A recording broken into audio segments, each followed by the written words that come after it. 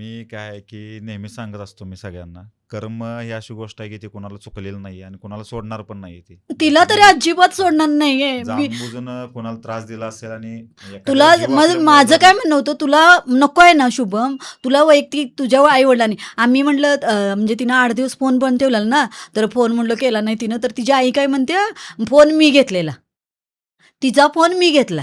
म्हणून ती अशी फोन कोणती करणार. मुलगी असती सांगा बघूया? आपला फोन देते का कुठली? आईजवळ फोन देते व्हय? म्हणून तिनं फोन केला नाही. म्हणजे शुभमनं फोन केला होता तिला, 20-21 वेळा फोन केलेला. पहिल्यांदा एकदा दिवस फोन उचलत नव्हती. तर आम्ही म्हटलं, अहो तिनं फोन उचलला नाही का, शुभम जागा एवढा करतोय तर. तर नाही, मी घेतला होता फोन, मी तिचा म्हणते. हे काय रिझन झालं व्हय म्हणायचं? नाही, ती मुलगी चुकली असेल, जाणून-बुजून ह्या सगळ्या गोष्टी तिने केल्या असेल तर तिला शिक्षा ती मिळेलच ती. परमेश्वर काय तिला देणारच हां, आहे, परमेश्वर 100% देईल तिला. शिक्षा कर्म देणार आहे कोणाला तिला. चुकलेलं नाहीये. आता मला सांगा, आता तुमची काय अपेक्षा आहे ह्याच्यातून? म्हणजे त्या मुलगीला काही शिक्षा वगैरे झाली पाहिजे? मला शिक्षा पोलीस तिला झालीच पाहिजे, खरंच झाली पाहिजे शिक्षा. पोलीस वगैरे काय केस वगैरे घेत केली नाहीत की का? आम्ही केस केली, अजून ते पोलिसांनी सुद्धा काही आम्हाने आमचा FIR घेतलेला नाही.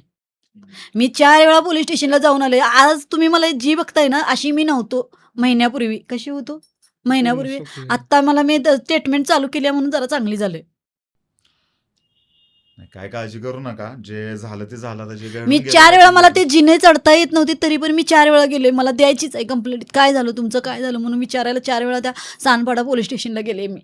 आणि आता मी ज्यावेळी हे केलं, म्हटलं ना तुम्हाला, मला पण जगायचं नव्हतं, मरायचं होतं, म्हणून मी केलेलं. फक्त एक जरी मिनिट उशीर झाला असता ना, माझं पण झालं असतं सगळं. माझ्या मिस्टरांनी ते मला वरती उचलून धरली, परत ते कट केली दोरी वगैरे असं केलं म्हणून. मग तिथं पण मी आता दिली, त्या पोलिसांना कंप्लेंट दिली की माझं, ज्या देशात माझ्या नवऱ्यानं जम्मू काश्मीरसारख्या ठिकाणी एवढं गोळीबार खाऊन हे करून राहिले, तर देशसेवा केली. आणि आता RBI मध्ये आहेत ते देशसेवाच करतात, तरी पण आम्हाला पण न्याय मिळत नाही. म्हणलं कसला न्याय म्हणायचा?